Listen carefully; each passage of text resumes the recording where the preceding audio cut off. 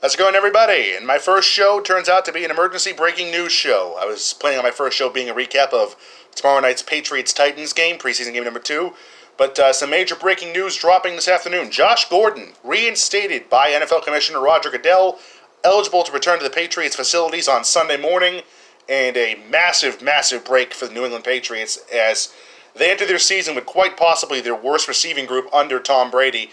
I mean, offseason additions of Maurice Harris, tight end Matt Lacoste, obviously Rob Gronkowski's retirement, Julian Edelman banged up. So obviously a major break for the Patriots, and Gordon gets reinstated. Of course, this drops while I'm working. I literally had to go to an aisle and buy a note card and write down Josh Gordon's stats from last year to get this down. So that's why this is a little late. Josh Gordon last year for the Patriots started and played in 11 games, had 40 receptions on 68 targets, 18 yards per target, 720 yards total, 3 touchdowns. Of course, the most memorable one being the game winner against the Green Bay Packers on Sunday Night Football. But obviously, this is huge. This is absolutely huge for the New England Patriots to get a receiver like Josh Gordon entering a year where it felt like there was nothing for Tom Brady to throw it to. In fact, yesterday at the joint practices with the Tennessee Titans, Brady's first pass thrown was to an undrafted free agent corner. And I don't even remember his name. It was hard to pronounce, and I had never heard of him. But that just tells you the state of the Patriots receiving corps. They came in with not many bodies there to begin with, and those up there got banged up a lot throughout training camp. Obviously, Matt Lacoste got hurt in the first game against the Lions. Re-signed Philip Dorsett. He's been banged up. The breakout star has been Jacoby Meyer, the undrafted free agent. Hopefully, he can continue progressing. And as we preview this receiving corps, I mean, it felt like the locks were everybody but free agent signing Maurice Harris and the return of Philip Dorsett. It felt like that was the last two on the line. One of those guys was going to make the team. One of them wasn't.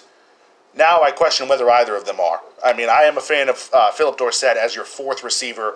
I don't know much about Maurice Harris. I know he was pretty good last year with the Redskins. But hard to imagine those guys making the team now unless one of them really has a great performance down the stretch in this preseason. Because it feels like Julian Edelman's obviously a lock.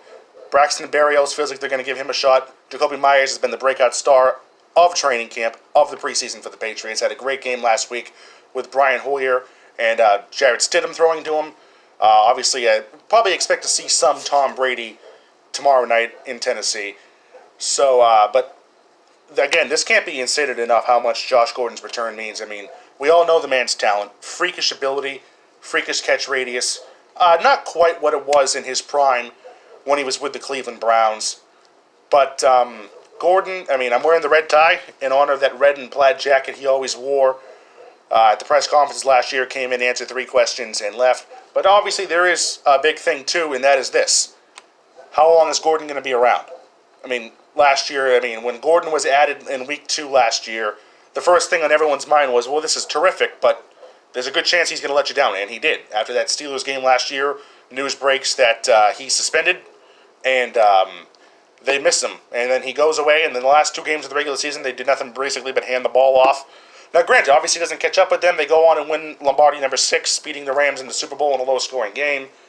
But without Josh Gordon last year, I'm going to say this, without him, they don't win that Super Bowl, because they probably don't have that first-round bye, because he helped them win some games. Obviously, was huge in the Indianapolis game, which was his first game at Gillette Stadium. Obviously, was big in the Green Bay game against Aaron Rodgers and the Packers. But with Gordon, it depends. As long as he's not forced to the ball. And the problem for me at the end with Gordon, especially in that game against Tennessee, it felt like they were trying to force him the ball too much, which you can do when you have a receiver like that. It's hard not to, because when you're just a freakish talent, it's like just throw it up, he'll go get it. But that's just not the Patriots' offense. The Patriots' offense is death by 1,000 paper cuts. Find the open guy over the middle, get it to him, get 6 yards. So I'm throw Gordon's back. It's not going to hurt them. It's going to help them tremendously, obviously. But I don't want them to fall into the traps they fell into with him last year, which, like I said, was forcing the ball, throwing to him over the top when it wasn't quite necessary, and just trying to force feed the ball and ignoring the rest of their offense. Now, obviously, Rob Gronkowski's not here this year. I don't think he's coming back. He's lost a ton of weight, muscle. He's bought a house in Miami. He sold his property in Attleboro. I don't think you're going to see Rob Gronkowski come back. I don't. That might change if Tom Brady calls to him and appeals to him because I think Tom Brady's the only person who can get him to come back. But if you ask me right now, I think the chance of Rob Gronkowski returning are 5%. I thought there was a good chance until I heard last week that he bought property in Miami, and I believe in following the real estate. And news broke that he was selling his house in Attleboro, and then 3 days later it was announced that he was gone, retiring. So I don't expect to see him back. So like I said, the big question for me is now, what does this mean for the rest of the Patriots receiving corps? Because there's going to be some odd guys on the outside looking in. And another thing that worries me is typically when the Patriots bring these guys in at the end of training camp, they really don't do much. I mean, you can go down the line, Reggie Wayne, Joey Galloway, Eric Decker. Now, I know Gordon was in the offense last year, but he's been away from football for 8 months now, been suspended numerous times, and as I said earlier, there's always a chance he's going to let you down again. So, don't rely on him. Don't make him a focal point of your offense, is my advice to Bill Belichick, Josh McDaniels, and Tom Brady. Now, you're obviously wondering, who am I to give advice to the greatest coach, quarterback of all time, and a very good offensive coordinator? Just like, at the end of the year last year, they weren't relying on him, and I think it suffered because their offense, in the last 2 weeks, they couldn't do anything but run the ball because they weren't prepared to not throw the ball to anyone but Gordon. But at the end of the day, I mean, again, this is not going to hurt the Patriots. It's going to help them tremendously. Another big body in that receiving group. Again, I think this means that both Maurice Harris and Philip Dorsett are going to be end-of-camp cuts. I have a hard time imagining it otherwise at this point because, like I said, Jacoby Myers has been tremendous. Julian Edelman's obviously safe. Braxton Berrios feels like they're going to give him a chance to be Edelman 2.0. And in the tight end group, obviously you have Matt LaCosse, who got injured at the end of the game last week. The tight end group is just going to be, it's just going to be a non-part of their offense this year. I mean, they just have no depth whatsoever at that position. And as I said a moment ago, don't expect Gronk to come back. They brought in Austin Seferian-Jenkins at the start of camp. That didn't work. He got cut. So we'll see what happens there. I think this offense this year is mostly going to be about the running game, Sony Michel, passes to James White, maybe some handoffs to Rex Burkhead. Rex Burkhead obviously scoring the game-winning touchdown last year in the AFC Championship game in Kansas City. So that's overall what I mean. Obviously, a big question on the offense, too, is left tackle Trent Brown gone for the Raiders. Last year's first-round pick, Isaiah Wynn, has not done that well in training camp whatsoever. So Dan Skipper is this journeyman guy they brought in for camp who's apparently had a very good camp. But the last 2 days of camp, he's had to be carted off with dehydration, and he's thrown up both days. So I'm not holding my breath that he's going to give them anything. He looks like the Mountain from Game of Thrones. That's the only thing I really recognize him for. Now, another big offseason question, breaks just, 2 weeks ago, last week. Tom Brady signs a extension that gives him a pay bump for this year, but the contract voids at the end of this NFL season. And many people believe that there is a small but a chance that Tom Brady next year will be in a uniform that is not the New England Patriots. I mean, this wouldn't stun me. To be honest with you, I'm stunned it's lasted this long.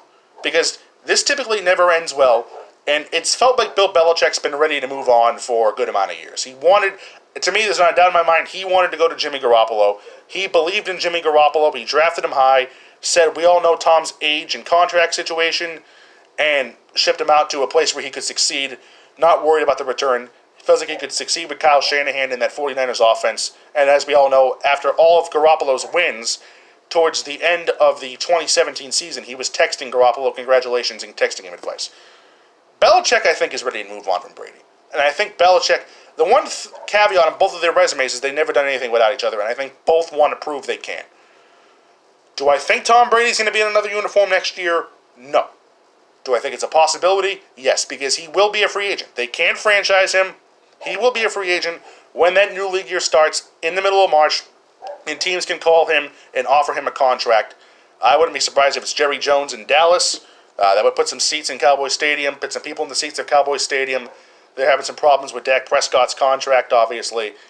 So I wouldn't be surprised if he does it. But the theory this week is that he's going to go off to old buddy Mike Vrabel there in Tennessee. There's been a lot of playing around this week between Vrabel and Brady, a great audio clip of this football tradition that when you're walking to the practice field, the minute you hit the top step of the field, you're supposed to run. Brady was walking. Vrabel saw him and started jawing, hey, you're supposed to run. Hey, you're supposed to run. And Brady said, why don't you worry about your own crap? Great clip between the former teammates here, Patriot legend Mike Vrabel and Tom Brady. But at the end of the day, thank you for joining me for my first show. Quick synopsis on Josh Gordon, his return, what it means, and a quick season preview. This year, the Patriots, I believe, are going to go 11-5, just as they did a year ago. I believe that will get them the 2 seed in the AFC behind the winner of the AFC West, whether that's Kansas City or the Los Angeles Chargers. I will give you more thoughts on this throughout the rest of the preseason. This was just a quick emergency show to touch on Josh Gordon's reinstatement and share a brief few thoughts. I will see you on Sunday with a recap of Patriots-Titans preseason game number 2. And until then, go Pats.